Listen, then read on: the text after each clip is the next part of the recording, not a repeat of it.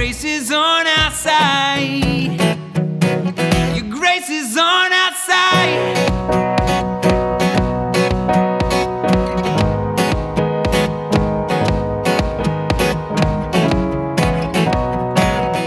Sing battles, battles behind us, battles ahead. God, you are for us. What stands against?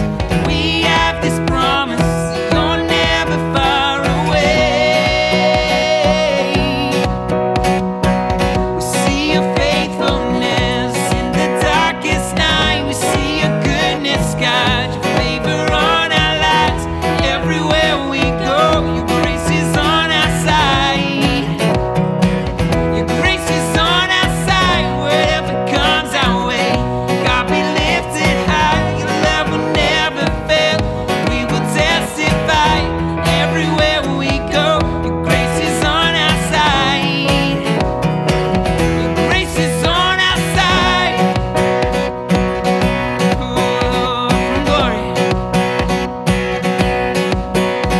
from glory to glory, in Jesus' name. From morning to dancing, in Jesus' name. From battle to blessing, we go in Jesus' name. From glory to glory, in Jesus' name. From morning to dancing, in Jesus' name. From battle to blessing, we go in Jesus' name. From glory to glory, in Jesus' name. From morning to dancing, in Jesus' name. From battle to blessing, we go in Jesus' name. We see your faithfulness in the darkest night. We see your goodness, God, favor on our lives. Everywhere we go, your grace is on our side. Your grace is on our side. Whatever comes our way, God, be lifted high. Your love will never fail. We will testify. Everywhere we go, your grace is on our side. Your grace is on our side. On our side, Lord.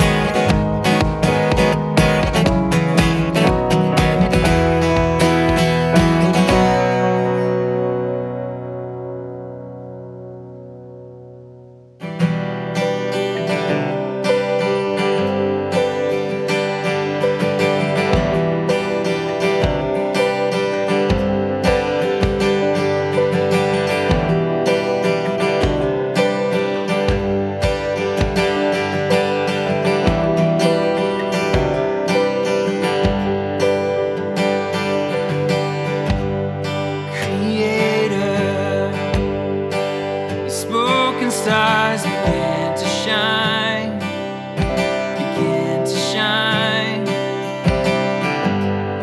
Our Father,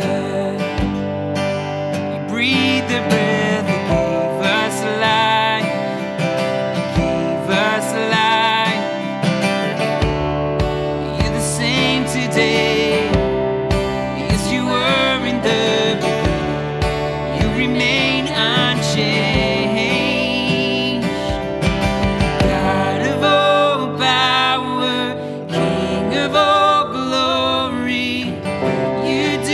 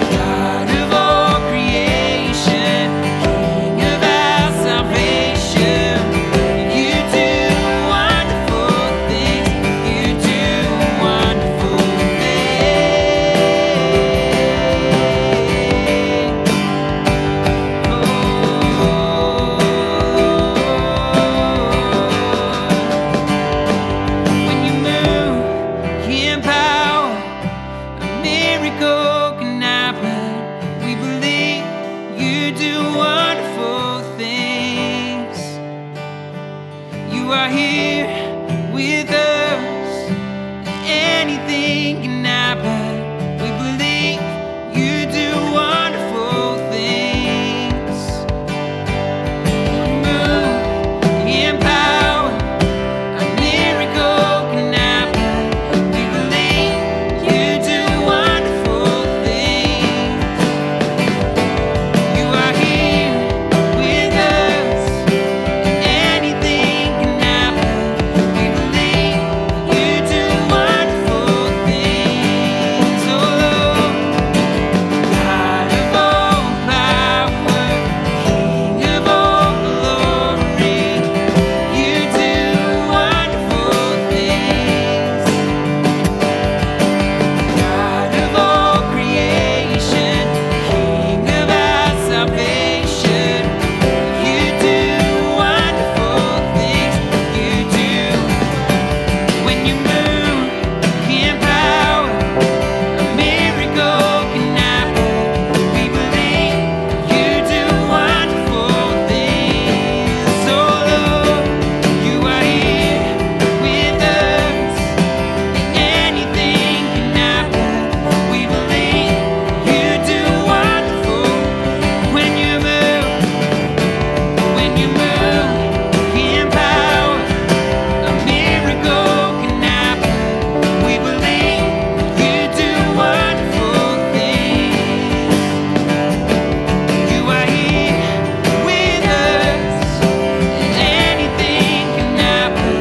We believe you do wonderful things. We believe you do wonderful things. We believe you do wonderful things. We believe you do wonderful things. Oh Lord.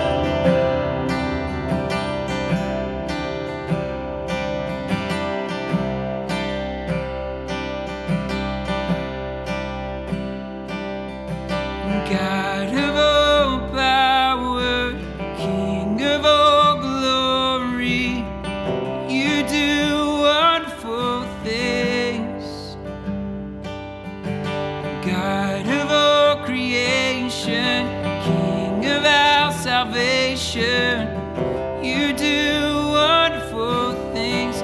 You do wonderful things.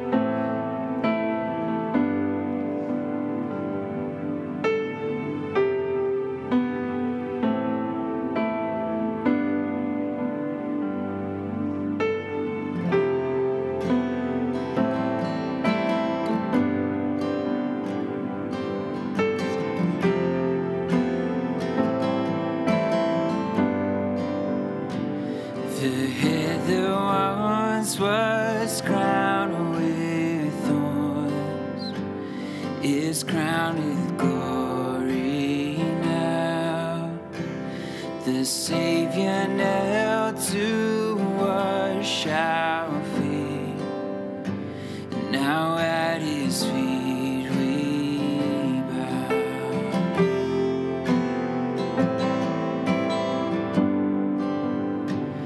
The one who wore our sin and shame, now robed in majesty, the radiance of perfect love, now shines for all to see.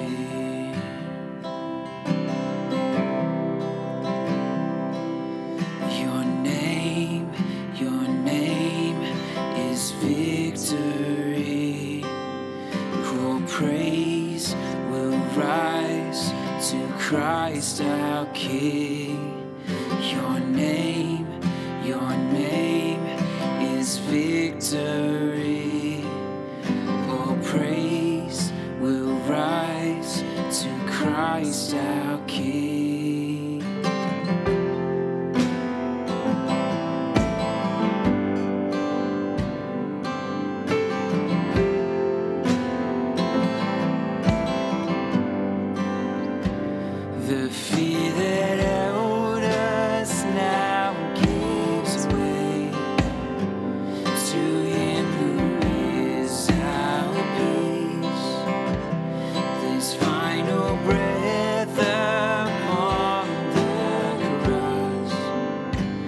is now alive in me.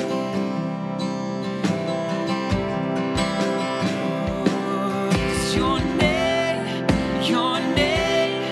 is victory.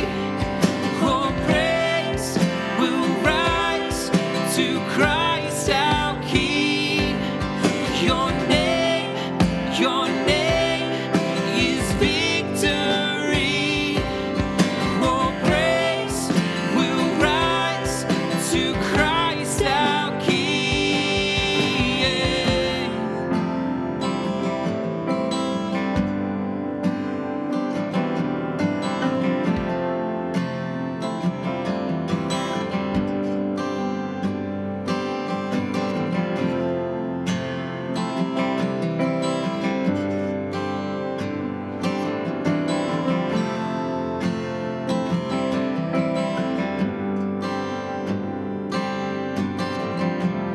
By your Spirit I will rise from the ashes of defeat. The resurrected King is resurrecting me. In your name I come alive to declare your victory.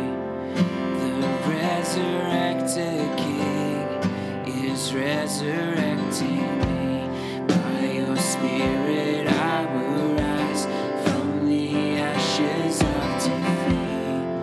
The resurrected King is resurrecting me. In your name I come alive to declare victory. The resurrected King is resurrecting. By your Spirit I will rise from the ashes of defeat. The resurrected King is resurrecting me. In your name I come alive to declare your victory. The resurrected King is resurrecting me.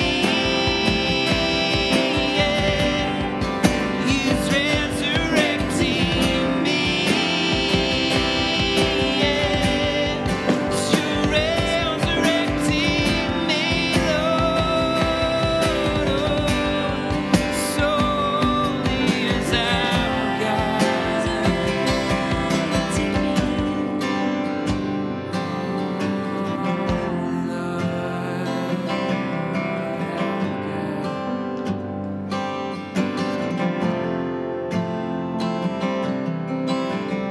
The tomb where soldiers watched in vain was borrowed for 3 days. His body there would not remain, 'cause our God has robbed the grave. Our God has robbed the grave.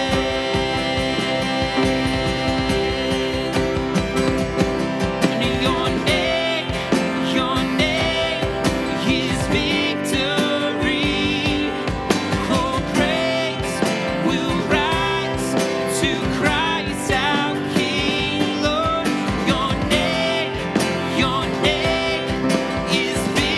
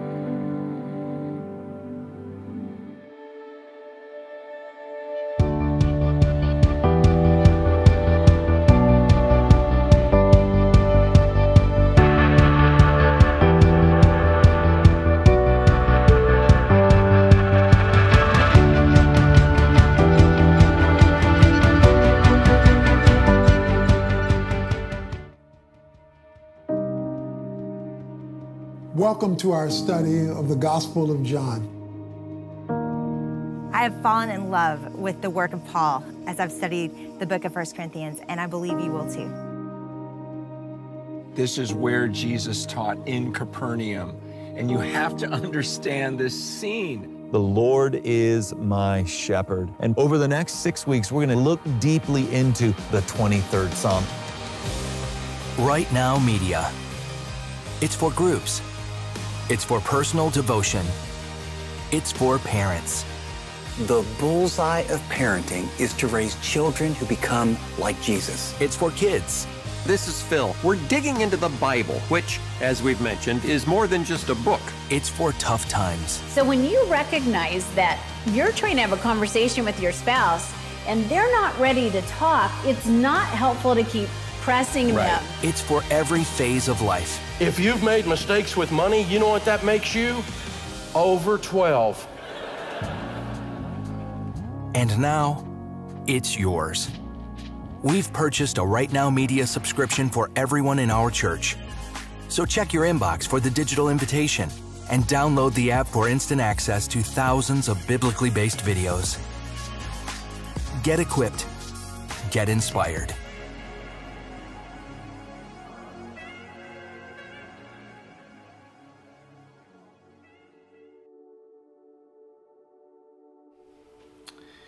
Well, hi everyone. Today we're going to be finishing off our 1 Peter series, and I'll be wrapping us up in 1 Peter 5. This series was titled Stand Firm, Have Hope. And as we've read through 1 Peter, there's this sense of extreme opposition and temptation and persecution that the church is feeling, and it almost seems unbearable what they're experiencing. You know, that's what suffering feels like in all its forms. It can feel unbearable, and I'm sure a lot of us have experienced, or all of us have experienced, some form of suffering in our life. And yet we know that Peter is calling these churches the same way that he's calling us to remember the living hope that we have in Jesus. And I love the verse right in the beginning, and Cade spoke on this. It's 1 Peter 3-5, and it talks about how, you know, this inheritance we have through Jesus is one that is imperishable, undefiled, and unfading. And I just think that's a really precious promise, that this living hope we have, this inheritance that we have, is something that cannot be snatched from us. It's something that is eternal, it is living, and I just love that. You know, Peter was calling this church to embody this trust in this living hope, Jesus, amongst their suffering, and to show this to those around them by living lives that were different, living lives that were holy, distinct from those around them, and to show who God is, to be a light. And that was through their abstaining from sin, not engaging in the things that they used to. It's through their love for each other. It was through their hospitality to strangers, the way that they submit to authority, the way that wives and husbands treat each other, the way that they even speak. Absolutely everything they did was to live like Jesus and point towards his glory. And today I want us to look how we are called the same way as the churches Peter were writing to be humble before God and before others. So we're going to be talking about humility. If you just want to turn to 1 Peter 5, and we'll be looking from 5 to 11. I will refer back to 1 to 4 to help us understand 5 and 11, but we will mainly be covering 5 to 11. So if you want to turn to 1 Peter 5, verse 5 to 11. In the same way, you who are younger, submit yourselves to your elders. In the same way, you who are younger, submit yourself to your elders. Now, there's a call here by Peter to the church, to those who are younger, and particularly those who are younger in spiritual maturity, and it's to submit themselves to the eldership, which the eldership is the shepherds of the flock, like a shepherd to sheep, and that's the leaders of the church. Now, many of you headstrong young people, including myself, may have just shrieked then at the sound of authority. But none of us are free from this call to submit to one another. It then follows by saying, all of you. So if you thought you missed out then, you haven't. It's all of us, all of you, it says, clothe yourselves with humility toward one another, because God opposes the proud, but shows favor to the humble. You know, I want you to come with me for a second just to paint this picture of submission. And it's a picture that I feel as though is hard for us to understand sometimes. And the reason why is we live in this current culture where there's an increasingly distrust towards authority, towards leadership, towards government, perhaps employers, parents and children, within marriages. And throughout our whole community, there's this desire for, I guess, changing the way that authorities and the structure has been. There's this distrust, and in some sense, rightfully so, because there have been many across history who have misused their power. We've seen this with politicians, we've seen this with employers, we've seen this across the board, and sadly, we have also seen this in the church. You know, we've had a royal commission in this country into sexual abuse because of the misuse of power. You know, we've seen this in the prosperity movement where they manipulate vulnerable people into giving them money, and those leaders use that money to line their pockets. And yet Peter was speaking to this church knowing that they had also had a distrust towards authority, that they were under the Emperor Nero's rule, and it was a hostile government towards them. And yet Peter calls them previously, as we see, to submit to the government. And this was the same authorities that were hostile to them and eventually murdered them. Yet there's this call to be in submission. And this is the same for women. Women were called, we see, to submit to their husbands. Yet women in this culture and frankly even today have been objectified and mistreated in many ways by their husbands. And yet Peter calls them to submit to their husbands. You know, our role as the church is to be the light of the world. And our role is to show the world who God is, who He is, His character, what He's done for us, and how we relate to Him. And what is the greatest picture of God? Well, the greatest picture is Jesus. He's the exact representation, the imprint. If you've seen Him, you've seen the Father. That's what He says. The Word that was there in the beginning, the one that created the universe, became flesh. This is Jesus. You see, the elders in this passage, just before there's a call to submission, the leaders are called to lead in a way by example, not to lord it over the congregation. And they are to lead like Jesus, who is the chief shepherd. We know that Jesus is the head of the church. And in Jesus' example, we see Him lead in humility. I want you to come with me to Philippians 2, verse 7 to 8. I feel like I've heard this verse a lot recently, and it must be relevant for our church. It's always relevant. It says in 7 to 8, it says, who, being in very nature God, this is referring to Jesus, did not consider equality with God something to be used to His own advantage. Rather, He made Himself nothing by taking the very nature of a servant, being made in human likeness, and being found in appearance as a man.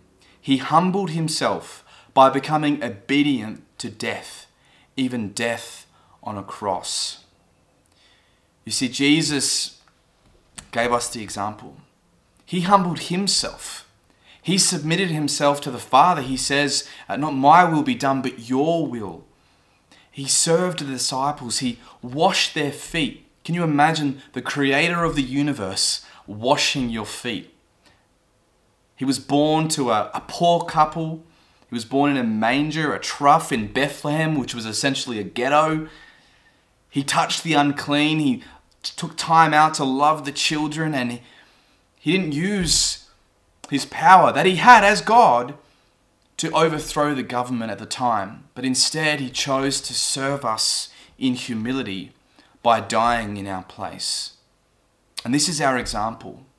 This is the example to leaders in the church, and this is the example to all of us, for all of us to serve one another. He is our example as a citizen, as a wife, a husband, a leader, and to the younger ones of us. Now, as I said, we are called to be a light of the world. And so we are called to practice this same humility towards each other as a mirror, as a representation to the world of the humility that we have before our humble King.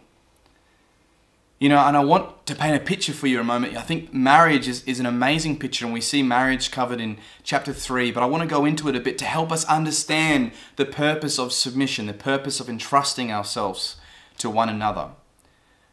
You know, we know that God describes marriage, and he describes marriage as a picture of us and him, us being the bride and him being the groom. And the bride, we know a bride is pursued by her husband. And her husband is called, and if you want to go look at this, it's in Ephesians, he's called to lay down his life and sacrifice himself as Christ did on the cross. And therefore his wife, she is called to submit herself, to entrust herself to his leadership. And this is a beautiful picture. It's a beautiful picture of God's love for his bride as us as his church. Now let's be clear. No husband can ever be equated to Jesus. He falls short big time. And every husband listening to this is agreeing. But yet God uses marriage as that picture. And it is the same within the structure of shepherds and the flock. It's leaders and the church. This is an imperfect picture, as of course leaders fail. Leaders are not perfect. They are still held to a standard, a high standard, and they should be held accountable for that. We know that. However, this is another picture that God is using to show off his bride to the world. A family of God who are submitting themselves to leadership in humility. But ultimately we know that all of us are submitting ourselves under the lordship of Jesus. He's our humble King. He's our chief shepherd, and that includes leaders. But as I said, there's this call, as we see, where it says, all of you, clothe yourselves with humility toward one another, because God opposes the proud, but shows favor to the humble. And then continues, he says, humble yourself, therefore, under God's mighty hand, that he may lift you up in due time. Cast all your anxiety on him, because he cares for you. And God is against, he opposes those who are prideful, but he shows favor, it says elsewhere, grace towards those who are humble. Why? We see, the devil wanted to be God. He was prideful. He rejected God. And that was the problem in the beginning. Adam and Eve, as sin entered the world, it's because they did not trust God and they tried to do things their own way. They tried to be their own God, doing what they want, unwilling to listen. We've seen this picture with children that are unwilling to listen to their parents. It's ugly. There's tantrums. But that's been all of us, I'm sure. There's this call for us to humble ourselves under his mighty hand. And so why should we humble ourselves under God? Well, he is worth trusting. How do we know this? Well, we know this because we know that he cares for us. And he showed us how much he cares for us. That he was willing to send his only son to die in our place. He loved us whilst we were yet still sinners, rebellious, prideful, acting selfishly and self-reliant like our own gods, defining truth, not acknowledging him, sinning and doing whatever we wanted. Yet he came and he died for us. And this is the promise for us. And if you're watching this or listening to this today, and you are not a believer, you don't trust God, well, this call is for you as well. This call is for you. This promise is for you. That he loved you so much, that he cares for you so much, that he's actually worth trusting. He's worth turning away from self-reliance and being your own God. And he is worth coming under and submitting under his care and submitting to Him in humility, saying, you know what, I cannot do this. I need you, God. He is worth trusting because He cares for us. And He showed that ultimately on the cross, where He paid the price for our sin. You know, we can trust Him with all of our anxiety, all of our worries, our full self, our whole lives. We can give Him every part of who we are because He has proved Himself faithful and so worthy of trusting. Jesus is our trustworthy, humble King. And like a child throws his arms to his father and asks to be picked up, in the same way we throw our arms to God and we say, Father, Abba, Father, carry me. I need you. I need you. I will humble myself. And Peter continues, and he says in verse 8, be alert and of sober mind. Your enemy, the devil, prowls around like a roaring lion looking for someone to devour. Resist him, standing firm in the faith, because you know that the family of believers throughout the world is undergoing the same kind of sufferings.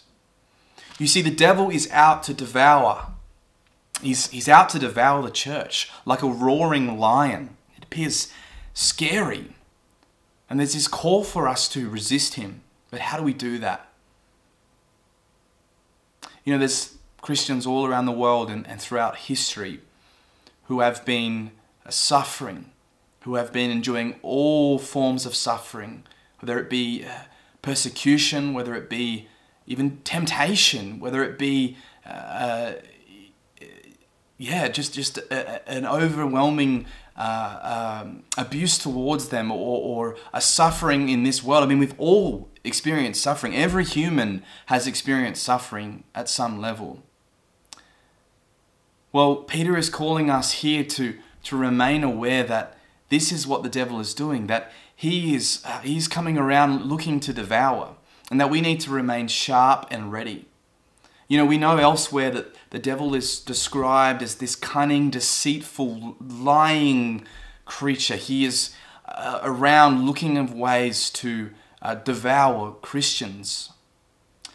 And yet, you know, we imagine the devil as this creature, but we forget sometimes that he's actually attacking us through ways of sin, of lies, of deceit, of distorting God's truth. He's turning beautiful things such as sex and he's perverting those things. He's always looking to pervert. You know, he roars through persecution. He roars through strong temptation. And he roars through lies and accusations to us and lies about God. And so how do we stand firm amongst this? Well, we humble ourselves under his mighty hand because we know he cares for us. You know, there is no one that can snatch us out of God's hand. There's no one that can separate us from his love. There's no way for the devil to ultimately devour us because the devil was defeated at the cross. He makes loud noises and he tries to intimidate. He roars, but he has no effect. He has little effect. He tries his best, and I'm sure at times in your life, like mine, where you felt intimidated by your temptations. You felt intimidated by persecution. And yet, as we humble ourselves under God, we can know that he protects us. We can stand firm, knowing that he protects us, knowing that he is ultimately going to protect us from the devil and protect us from these things. As we come under him, and we humble ourselves before him, and we say, God, I'm not going to try and do this by myself. I'm going to trust you because I know that you care for me. We know the promise is that we are protected. And Peter continues in verse 10 and he says, and the God of all grace, who called you to his eternal glory in Christ, after you have suffered a little while, will himself restore you and make you strong, firm, and steadfast. To him be the power forever and ever. Amen. You know, we can stand firm in this promise that after we have suffered for a little while, because we will, in this temporary place, God will eventually restore us fully and establish us. He will make us steadfast as we come into eternity with Him, as we live on forever in eternity with Him. And there will be no more pain, and there will be no more suffering, and there will be no more sin. And this is a great promise. And these momentary troubles that we have will not compare to the surpassing glory of being with Him. And so this is a call for us to praise Him and declare that He has all the power forever and ever, because we know that He does. And so, in summary, we need to clothe ourselves in humility and serve each other as Jesus served us. He is our example. We need to humble ourselves before God because He can be trusted. He cares for us. And the promise is that as we trust in Him, we know that we will stand firm, because although the devil will try and tempt and persecute and lie and deceive us, all of these things, we know that God is protecting us under His powerful hand. He is in control as we submit to Him. And a picture of this is the way in which we submit and serve and act in humility towards each other. Let's pray. Father, we just thank You so much for Your word. God, we thank You that although Peter was writing this to the church thousands of years ago, that this is still relevant for us, and it is truth, and it is alive. And God, we thank You for this truth, and we thank You for Your word. We thank You that You have spoken to us and continue to speak to us. God, I just pray that You would help us as a church, as Your children, to be humble like You, to be humble like You, Jesus, to consider others above ourselves, to submit ourselves to each other, to love one another in that way. And God, I pray that You would help us to remain humble under You, not trying to do things our own way or trying to be self-reliant. And God, that we would submit ourselves to You, that we would trust You, knowing that You care for us. And Lord, we rest in this promise. We hold on to this promise. We stand firm knowing that, Lord, we will not be devoured. We will not be destroyed, but that we have a hope that is living. And as Jesus was resurrected, that one day we will be resurrected and we will no longer endure suffering or pain or sin, but we will be in the fullness of eternity. But Father, whilst we are here, God, I pray that we would trust You, that we would endure, that we would have our eyes fixed on You, Jesus, knowing that You are trustworthy, knowing that You do care for us, and You demonstrated that care for us on the cross. Father, I particularly pray if there's anyone at the moment who has not turned from their self-reliance, from their pride, from their sin, and put their trust in You. God, I pray that they would come to You. I pray that they would realize that You are trustworthy, that they can humble themselves before You, knowing that You, Lord, care for them and that You will protect them. We thank You for this series, Lord. We thank You for our beach getaway that's happening soon. Praise God. And we just pray, Lord, that even as we go away together, that we would serve in humility. We would serve one another. And especially, Lord, that we would look to be humble and serve the people in our community, those that do not know You, so that we would be a light to the world by Your grace, Lord. Thank You for this, Father. In Jesus' name, amen.